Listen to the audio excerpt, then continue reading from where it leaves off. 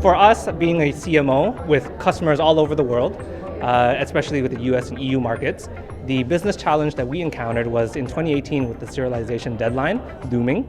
We had a crunch or influx of customers that we had to onboard in a timely manner, but yet we still had to make sure that all our technical milestones were accomplished to ensure robust connectivity. Our methodology for solving this business challenge was coming up with a standardized approach. So the key takeaways for us from moving from an ad hoc approach to a standardized approach, we were able to reduce our onboardings from 282 calendar days to about 161 calendar days, which is about 4 months.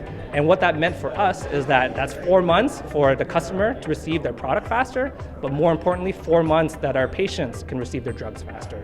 At CPL, TraceLink is our level 4 provider, so they are really our connection with our customers. TraceLink was critical because their network already establishes connections with these other vendors, and so it was critical for us to partner with a vendor that had the knowledge and capabilities to interface with all the different vendors around the world.